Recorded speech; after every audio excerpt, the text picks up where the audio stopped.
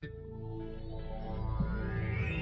Moon, our closest celestial companion, our indispensable dance partner through the cosmos, lighting our night sky and gently tugging at our shores. Few have walked on her surface, but her allure remains strong. Once again, we are glancing her way with renewed interest and with a view to returning very soon.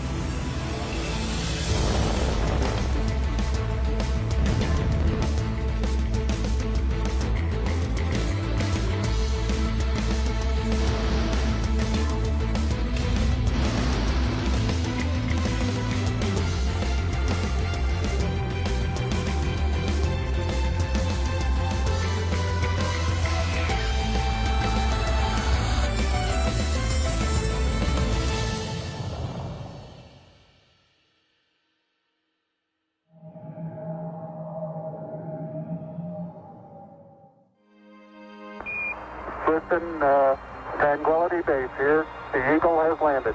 Roger. When I was a little girl and people were always asking me, what do you want to be when you grow up? And I used to always go, I want to work up there. As an engineer, you dream of a job like this where you get to follow in the footsteps of some of your childhood heroes. And of course, for me, the Apollo missions, seeing these folks on TV step on the moon and work for NASA, as an engineer, it's just a dream to be able to say, you know, I want to do that too, and here I am.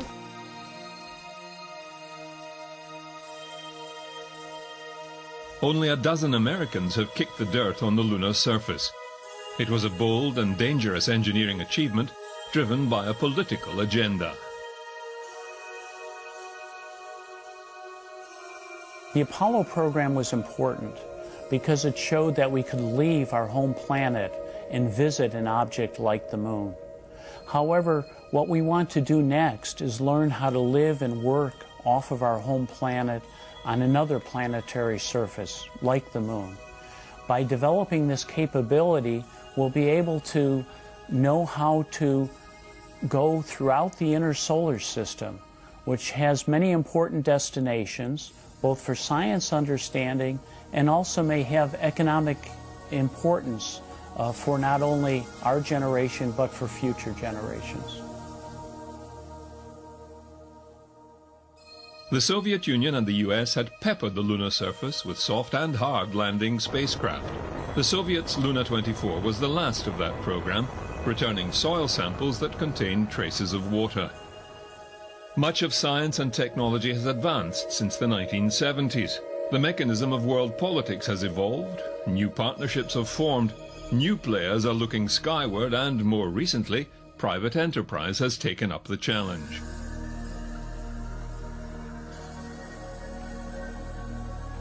With the faintest of inklings that there may be usable water on the moon, a forensic focus has turned to the southern polar region.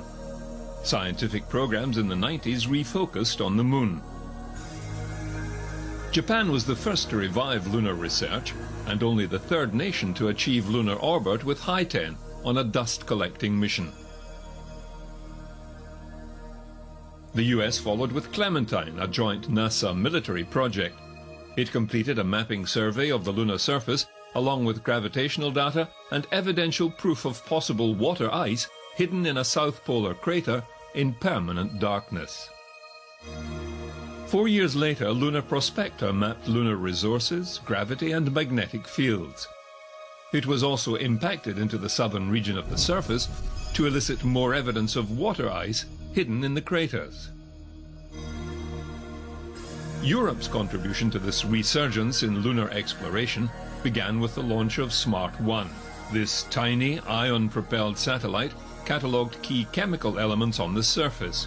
It also enhanced the theory that the moon was the result of a collision between Earth and a smaller celestial body called Theas some 4.5 billion years ago.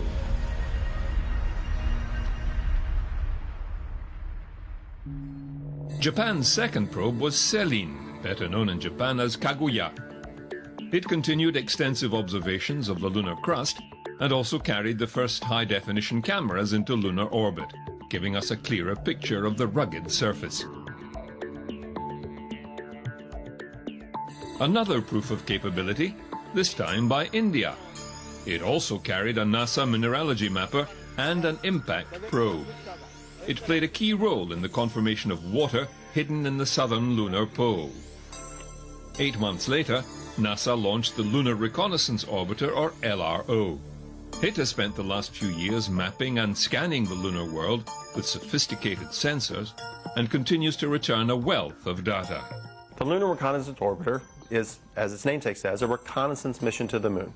Our job is to take a suite of very powerful scientific instruments and make an atlas of the entire moon, in some places in very great detail. Topography, mountain heights, mineralogy, temperatures, abundances of resources, including potentially the intriguing possibility that there's water at the moon. We put all this together into a data set by flying low over the moon for a year. This is the data that the people designing the human systems, designing the systems, picking the sites, need to take us back to the moon. This robotic mission commenced operations in June 2009. It was hoped the suite of sensors would fulfill several scientific goals, not only for the moon, but as a framework for understanding planetary processes throughout the solar system. The LRO instrument suite is comprised of 6 instruments and 1 technology demonstrator. And they are geared towards providing us a variety of data sets ranging from a thermal map of the moon, global topography, and most importantly, looking for resources like water ice on the moon. The entire suite should provide more of an atlas as opposed to a map, so that we know where to go on the moon, where to have the safe landing sites, and where to put things like lunar outposts in the hopes of having human exploration in the near future.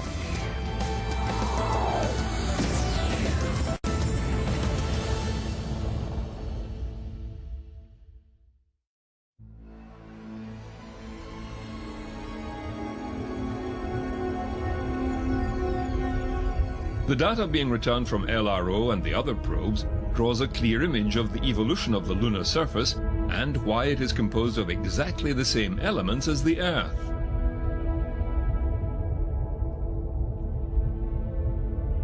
After coalescing from the Earth-Theas collision, the proto-moon cooled, then suffered several major collisions from orbital debris, which created many of the largest surface characteristics, including the mares.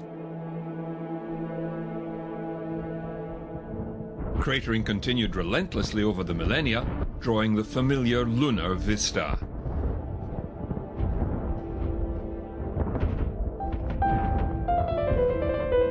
My name is Lynn Carter. I'm a research space scientist, and I work with the Planetary Geodynamics group here at Goddard. I study the geology of planetary surfaces, the Earth, Moon, Mars, Venus. There's a lot of things you can learn about the Earth by studying other planets. For example, on the Earth, we have a lot of erosive processes. You know, it rains, it washes parts of the surface away. We have plate tectonics, which recycles the crust. But on other planets, those processes don't necessarily occur. So, for example, when we look at the Moon, we're seeing a surface that's much older.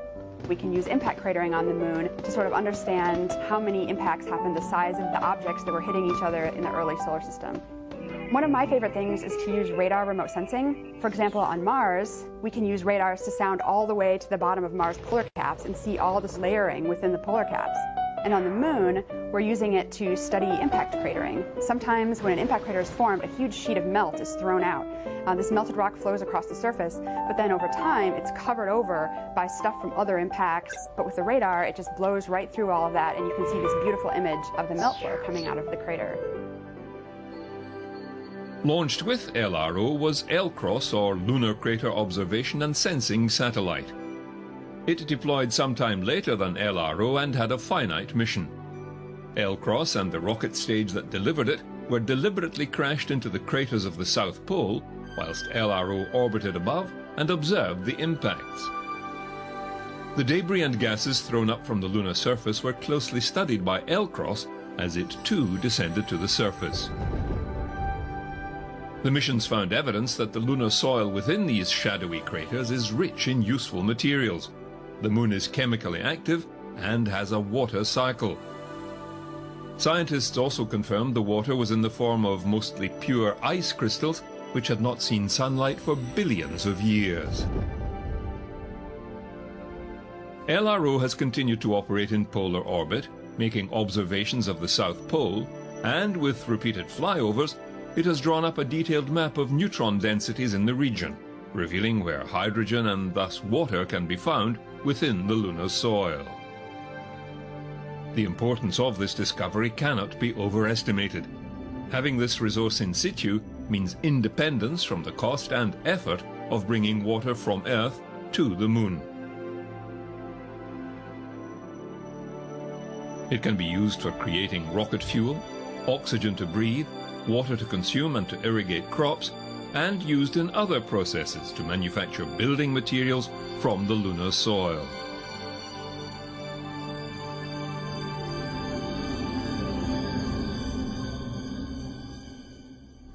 Launched in 2007, NASA's 5 Themis spacecraft have now successfully completed their 2-year mission to determine the cause of geomagnetic substorms. Because they are continuing to work perfectly, NASA redirected the outermost 2 spacecraft to the Moon. This new mission was called Artemis, and they studied the magnetospheric environment near the Moon.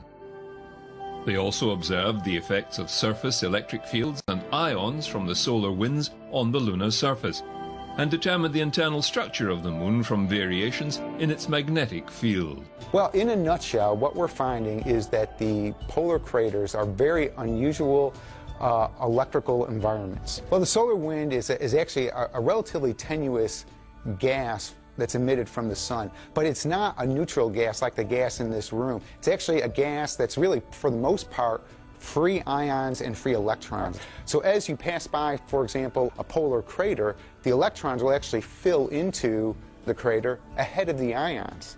Now, as it turns out, as it does that, you create an electric field. It's called an ambipolar electric field, and that electric field then drives in the ions. These hidden troves of water ice and other volatiles in the polar craters may be protected by a dangerous electric charge of hundreds of volts.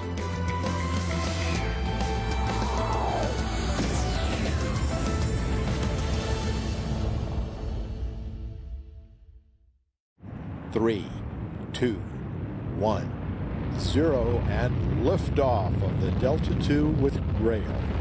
Journey to the center of the Moon. Grail consisted of 2 probes called Ebb and Flow.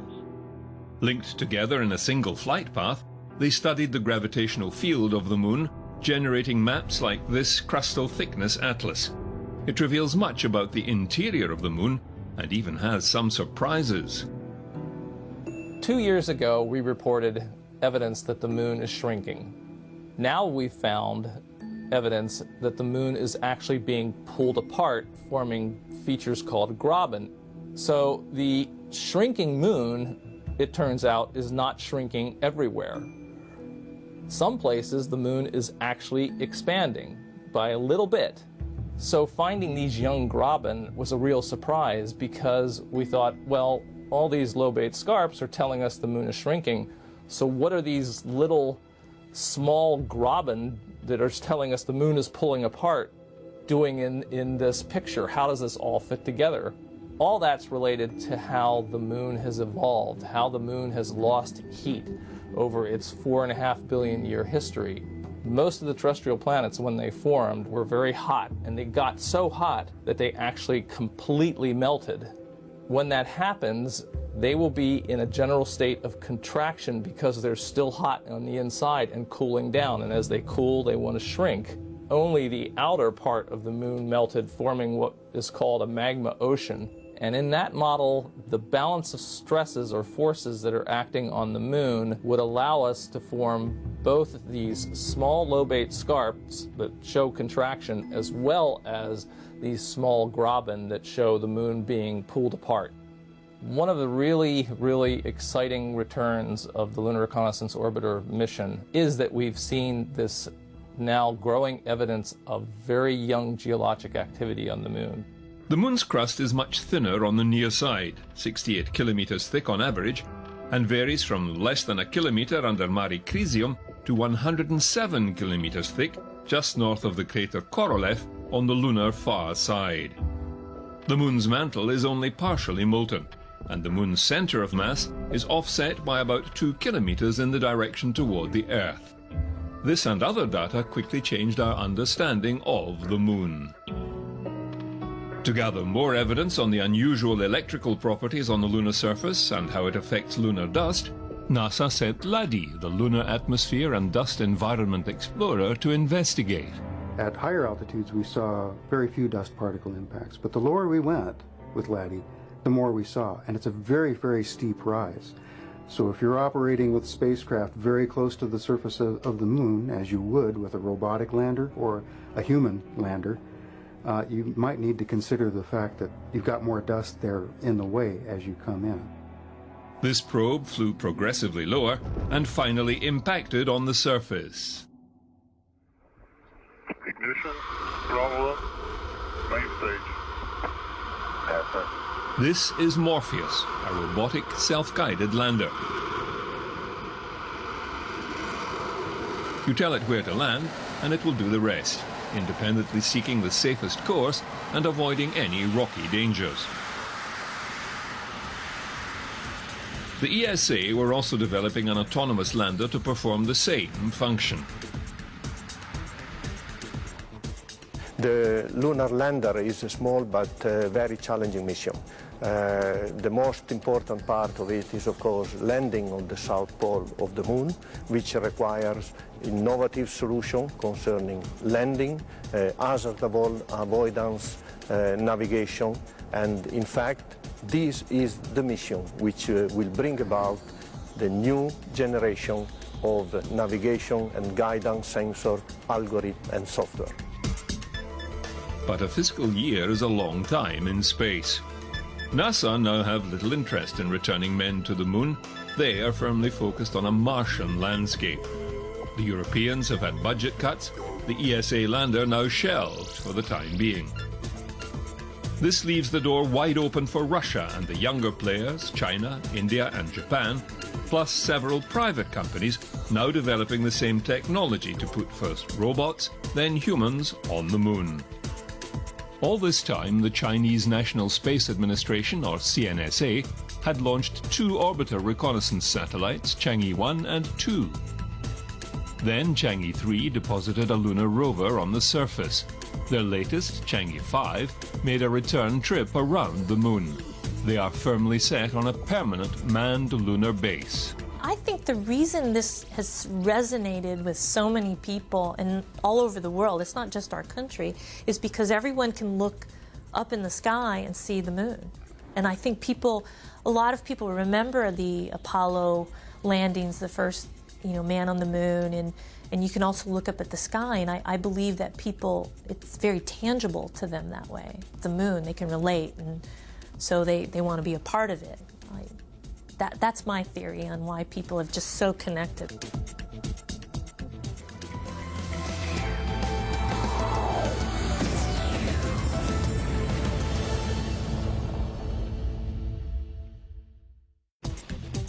The moon is indeed a tantalizing prize. The Chinese have their lander and rover there now. Japan and India will be next. South Korea has an interest along with Russia, Canada, France, Italy and the United Kingdom. Private enterprise has had a prod with the Google Lunar X prize.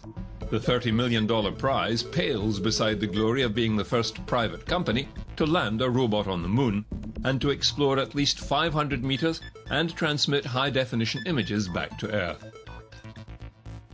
So far, there are 4 hot contenders. The Barcelona Moon Team, a consortium of companies headed by Galactic Suite Design. Their interests lie in space technology and industry with a strong focus on tourism. Penn State Lunar Lion Team. Faculty and students are developing a spacecraft to land on the moon, then lift off again and relocate to fulfill the prize requirements. Moon Express is a group of space and Silicon Valley entrepreneurs looking to mine the moon for its valuable resources like platinum, titanium, and the rare isotope helium-3. Finally, Astrobotic Technology, a Pennsylvania-based company with support from other companies including Alcoa and Caterpillar. They have already reserved a launch on a SpaceX Falcon 9 launch vehicle. Getting to the moon is one thing, staying there is another. It was one thing to go for a handful of days in Apollo, and go when you knew that the sun was quiet, or you hoped the sun stayed quiet, and you took the risk, you calculated the risk of cancer and such, and you made a short mission. If you're going to live there longer, you need to understand it well enough to go, here's what I need to do to protect myself. One of the things that we're looking for in the LRO mission is how the high radiation environment affects our ability to explore. So if we bring cameras or communication devices, how will they be impacted by the cosmic radiation? We need to protect our equipment as well as ourselves. We want to be able to go back to the moon so that we can live there for long periods and work on the moon. So we need a mission that can help us find the best places to go and determine how to go back there safely. Access to solar power continuously, that may be the first and most important reason over the near term. And then the possibility of resources being there. Those may take a much longer time before we're able to really exploit those. But the solar power is something we can exploit right away. Whether it's water ice to have water, or potential minerals that we could use as raw materials to make into things that we would need. There. It was one thing to go for a handful of days in Apollo, and go when you knew that the sun was quiet, or you hoped the sun stayed quiet, and you took the risk, you calculated the risk of cancer and such, and you made a short mission. If you're going to live there longer, you need to understand it well enough to go, here's what I need to do to protect myself. One of the things that we're looking for in the LRO mission is how the high radiation environment affects our ability to explore. So if we bring cameras or communication devices, how will they be impacted by the cosmic radiation? We need to protect our equipment as well as ourselves. We want to be able to go back to the moon so that we can live there for long periods and work on the moon. So we need a mission that can help us find the best places to go and determine how to go back there safely. Access to solar power continuously, that may be the first and most important reason over the near term. And then the possibility of resources being there. Those may take a much longer time before we're able to really exploit those. But the solar power is something we can exploit right away. Whether it's water ice to have water, or potential minerals that we could use as raw materials to make into things that we would need. All the major players have designed and planned many varieties of lunar bases. NASA, ESA and private contractors have concepts on the drawing board. As more information comes in from the lunar satellites on the environment, resources and dangers of cosmic radiation, these plans evolve.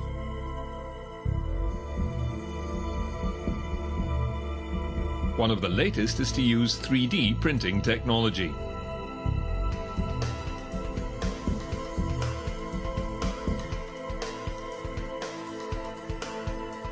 With all the challenges and difficulties, many have made firm commitments to establishing bases within 10 to 15 years. Some for scientific research, others for commercialization and tourism.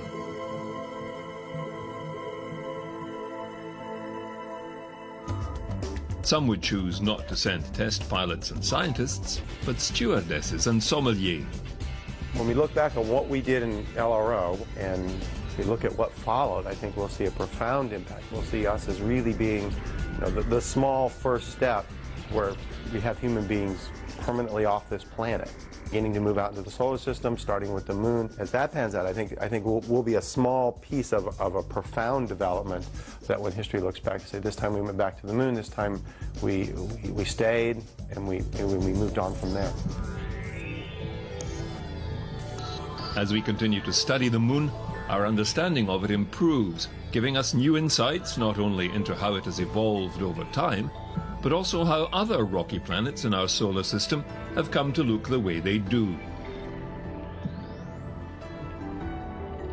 With new missions, new instruments and new technologies, we will continue to improve our knowledge of the moon and better understand the history of our solar system.